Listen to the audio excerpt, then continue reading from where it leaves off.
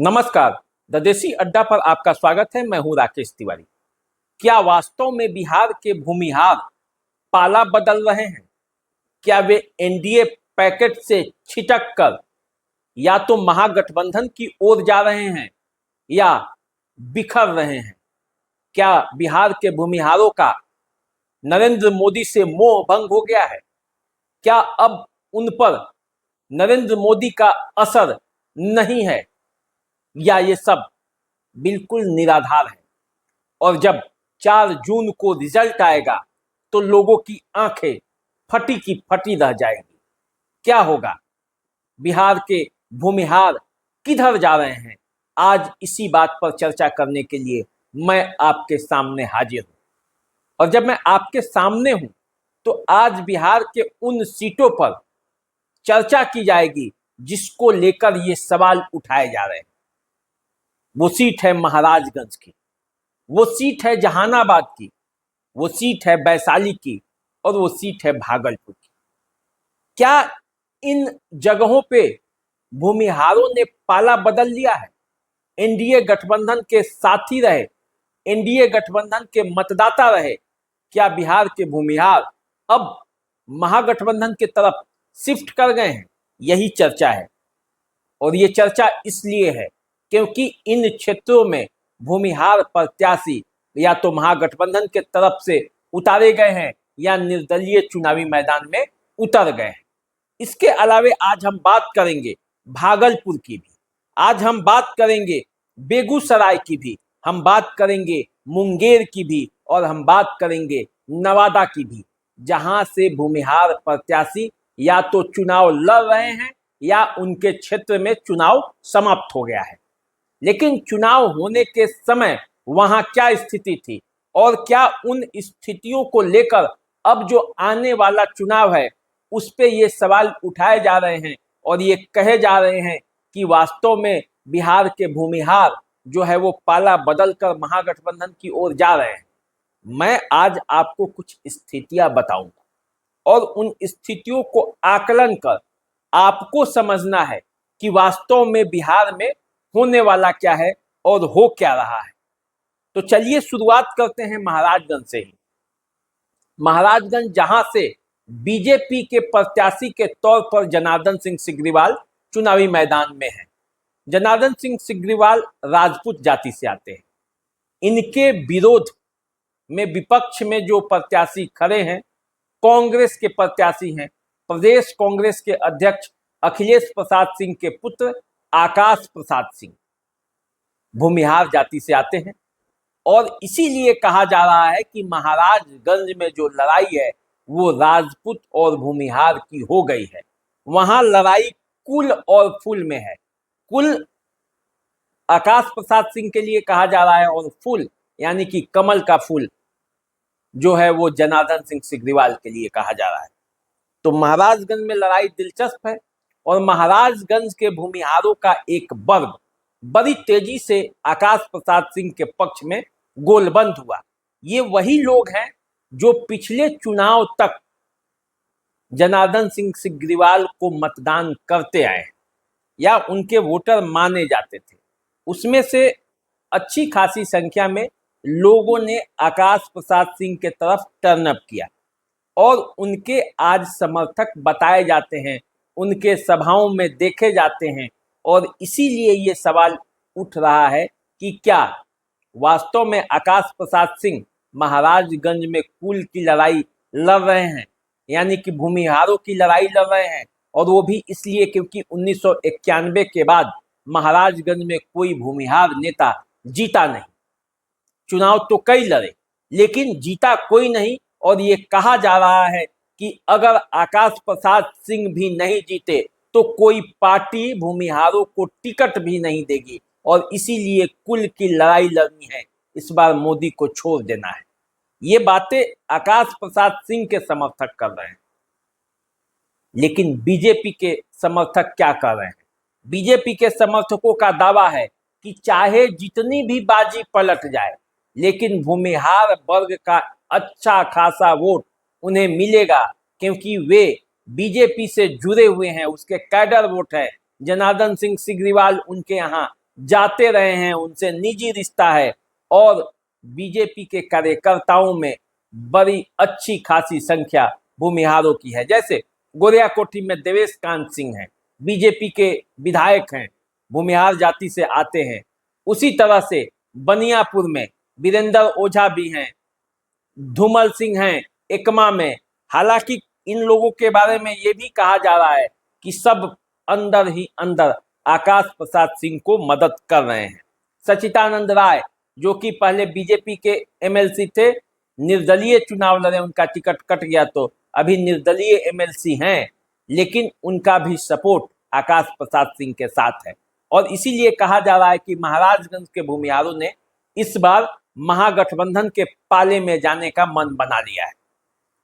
लेकिन सिग्रीवाल के जो समर्थक हैं, उनका थिंक टैंक है, वो कहता है कि किसी भी कीमत पर 40 से 50% भूमिहार मत उनके खेमे में आ जाएंगे।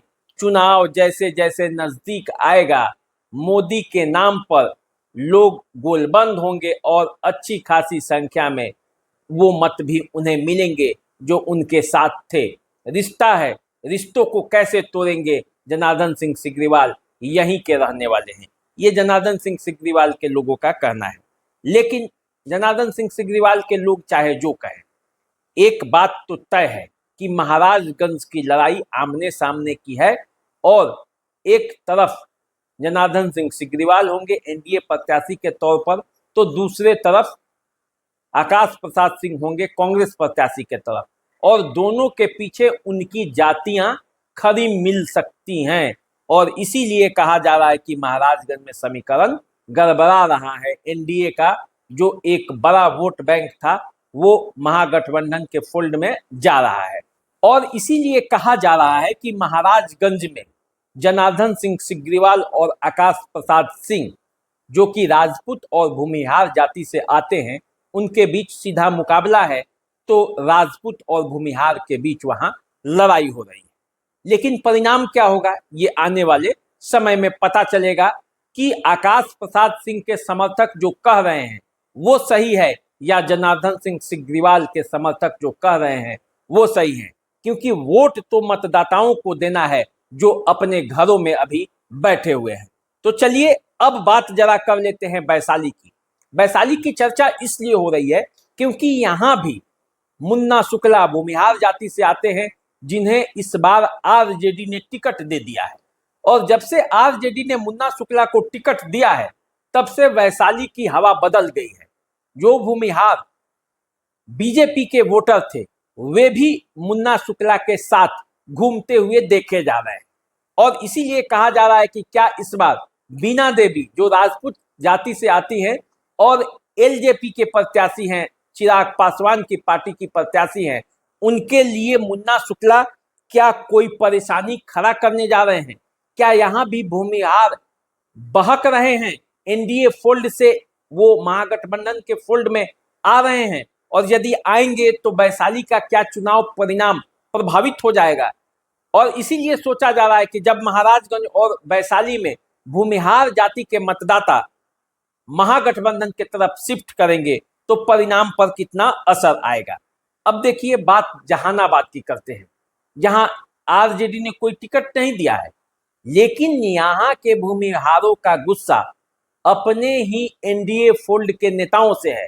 जो यहाँ कल तक भूमिहार जाति के लोग को चुनावी मैदान में उतारा जाता था, वे अब इससे दरकिनार कर दिए गए हैं। और चंदेश्वर प्रसाद चंद्रवंशी 19 में भी यहाँ से चुनाव लड़े थे, जो पिछड़ा समुदाय से आते हैं, अति पिछड़े जाति से आते हैं, और इस बार भी उन्हें ही टिकट दिया गया। 19 में तो मान मनोवल के बाद मान गए थे, इस बार जहानाबाद से दो प्रत्याशी हैं, एक अरुण कुमार और दूसरे आशुतोष कुमार, भूमिहार नेता आशुतोष कुमार। तो अब जहानाबाद में क्या वोटों का बंटवारा हो जाएगा और इस बंटवारा का सीधा सीधा लाभ आरजेडी को मिलेगा, जो पिछले चुनाव में महज 1700 वोटों से हार गई थी। क्या होगा, या अंतिम समय में भूमिहार इस बात को समझेंगे और गोलबंदी किसी एक प्रत्याशी के पक्ष में होगा, ये आने वाले समय में पता चलेगा। लेकिन अभी जो जहानाबाद है वो बटा हुआ दिखाई दे रहा है। बातों में भी बयानों में भी और जमीन पर भी जहानाबाद के भूमिहार बटे हुए हैं, और जब तक वे बटे हुए हैं तब तक एनडीए को खतरा महसूस हो रहा है, और इसीलिए कहा जा रहा है कि क्या भूमिहार पाला बदल रहे हैं। अब जरा बात करते हैं भागलपुर की, जहां चुनाव हो गया है। भागलपुर में भूमिहार मतों का ध्रुवीकरण हुआ था अजित शर्मा के पक्ष में, ऐसा लगा भी, देते हुए देखे गए थे, और यहीं से कहानी शुरू होती है कि क्या भूमिहार इस बार पाला बदल रहे हैं। अब वास्तव में कितना भूमिहार टूटकर महागठबंधन में जाते हैं, इसका परसेंटेज क्या होता है, ये देखना बाकी है, और जब 4 जून को रिजल्ट आएगा तभी पता चलेगा।